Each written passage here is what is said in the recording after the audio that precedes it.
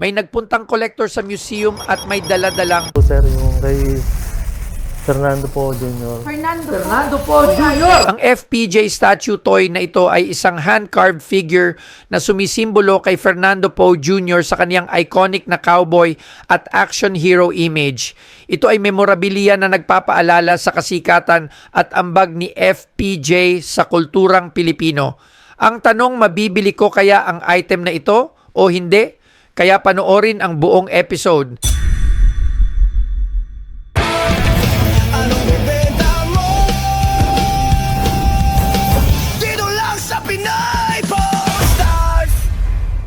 Nakamas sila lang. Ba, ano mga may COVID ba ngayon? Kasi lahat nakamas eh. Napansin Magandang hapon, sir. Ano po pangalan nila? Boyet po, sir. Boyet. Po. Taga saan po si Boyet? Alokan po. Caloocan, Baste, Senior High. Saan Baste yan? Yan po sa Manila. Yung anak ko po sa anak ko. Alright. So, ano ang dala niyo sa amin ngayon? Ay, ano po, sir, yung kay Fernando po Jr. Fernando po Jr. Lumang food statue niya, sir. Lumang statue. Hindi na Ang FPJ statue toy na ito ay isang hand-carved figure na sumisimbolo kay Fernando Poe Jr. sa kaniyang iconic na cowboy at action hero image. Makikita sa disenyo ang malapad na sombrero, vest, kurbata, sinturon at holster.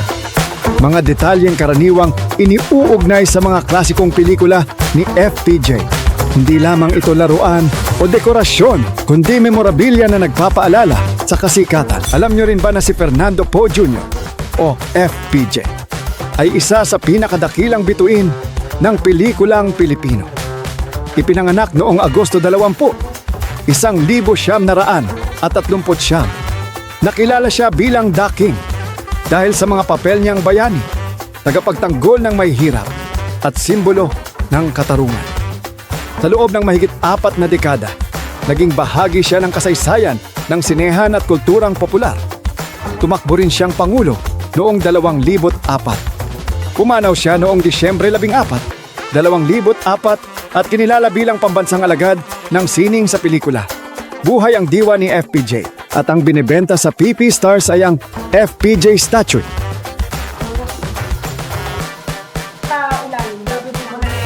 Wow! Wow! Sa movie niya yata yan, sir, ano, yung sa boss, yung sa Rancho Grande yata, yun. Wow! FPJ ba to? Saan nyo naman nakuha to? Inalok lang din sa akin, sir, nung ano. Inalok? Ano po ba kayo? Kasi po may tindahan po ako, tapos yung tindahan ko po parang may konting... Antik-antik. Alright. Parang nagsisimula po na. So, magkano nyo naman ito binibenta? 4,000 po yung ako. 4,000 pesos. Wow, ah. So, tingnan mo nga, Labs. So, ayon sa tropa nating si Ayon sa tropa natin na si FPJ, tama ka. Sa Rancho Grande daw po na. Okay. Wood.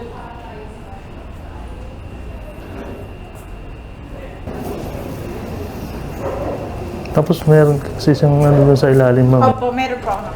Meron dito lang po. Okay, yun nga. FPJ. Ang problema, ito ay si FPJ. Yes. Maaring reproduction, maaring ginawa, pero ito ay antique. Okay? Hindi ko na ito i-expert. Ang ganda din ito eh. Kaso mas mahal to kung sakali kung may pirma. At yung mismong gumawa na artist, may pagkakalanlan. So dito kasi, sa FPJ, hindi natin alam kung ano yung nasa ilalim eh. Yun yata daw boss yung ano, yung Rancho Grande, ay Gang Rancho Grande. Gang Rancho Grande ba yun? Gang Rancho. Okay, so wala yung gumawa, wala yung mismong artist na kung sino yung gumawa. Isa yun sa pinaka-importante. Kung sino yung gumawa. So, hindi siya official. Sabi nga, hindi siya official, pero ang ganda nito, ha? Alright, ang sabi? Ayun, ha? Sabi na, it's inspired for Fernando po. Sana original, pero hindi ko alam kung original. Pero nevertheless, maganda naman.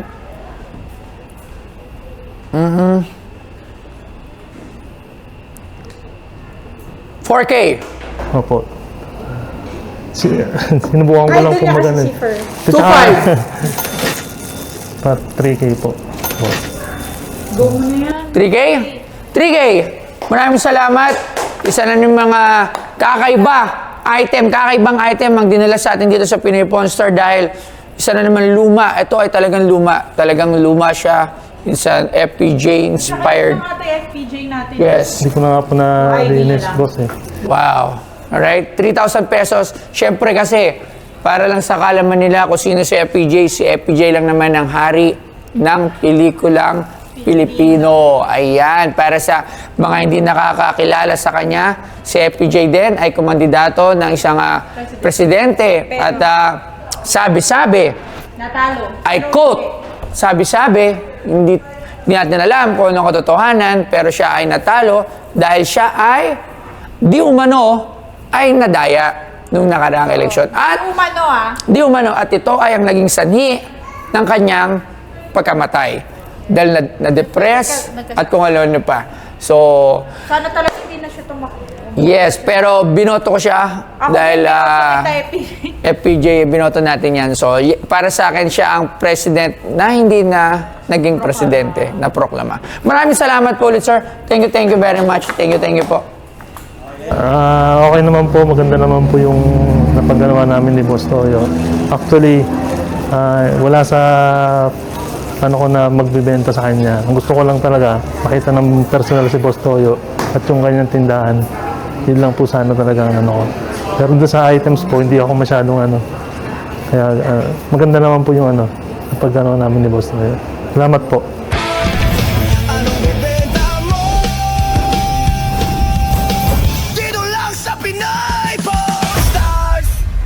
May gold ka ba? Silver? O kahit luma, sira, kupas, putol, o scrap gold pa yan? Kami ang bahala dyan. Baka meron din kayong mga antiques o lumang gamit at sa tingin mo ay may halaga, dalhin mo lang dito. Baka kasi collectible pala yan, hindi mo alam. At baka akala mo wala nang value. Pero dito sa PP Stars, pwedeng maging fast cash agad. Mabilis ang appraisal, diretso ang usapan at no limit sa buying. Kaya bago mo itago sa drawer o pabayaan lang, ipasuri mo na yan dito.